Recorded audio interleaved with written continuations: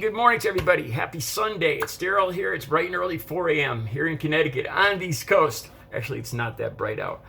All right, let's get right into it. So I'm going through all my articles this morning, conservative, liberal, everything in between, trying to figure out what I'm going to do the video on.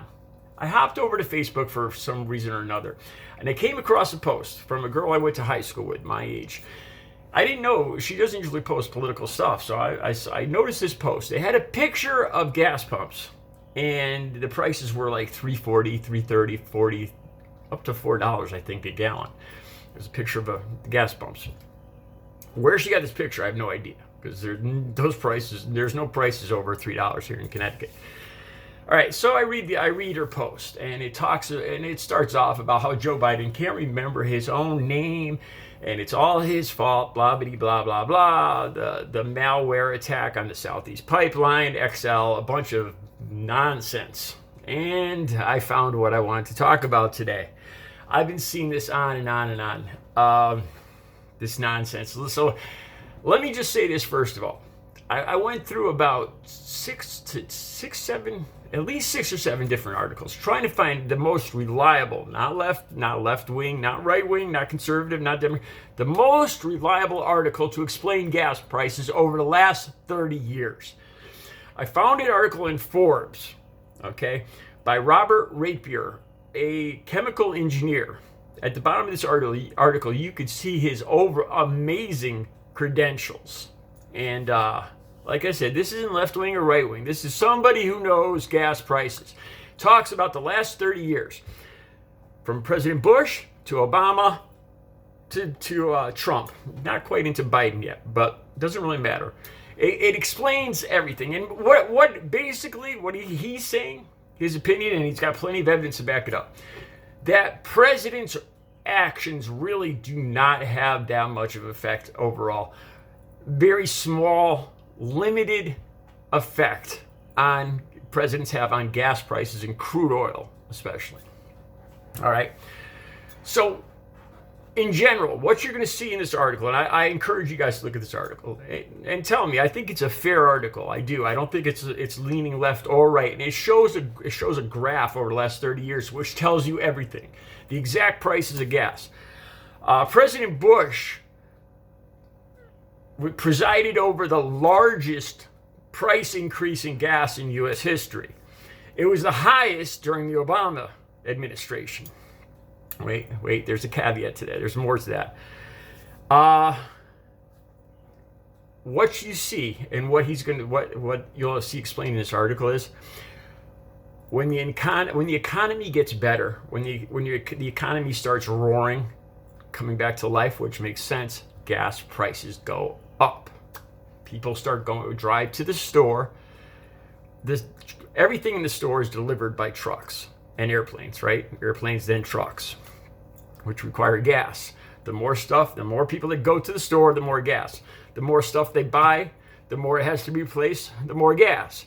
The better the economy, the higher the price of gas. And you'll see in Obama's presidency, or I think it was around 2014, it hit an all-time high. Another thing I want to talk about here. All right. A lot of Trump supporters, conservatives, Republicans, talk about the low gas prices. And they give Donald Trump's policies. I have to laugh because anything he did, he stumbled into. And it was all about him. But anyway, they give him credit for low gas prices. And some of the lowest gas prices were during the pandemic, when the pandemic started in 2019, because nobody was driving anywhere. But they give him credit for that. Okay, if you're going to give Donald Trump credit for those low gas prices, let me go back and say, ELISE STEFANIK made a false statement yesterday, I believe it was. She said that last month, Joe Biden had the worst jobs numbers in 20 years. This is untrue. This is false. Not even the worst jobs numbers in the last year.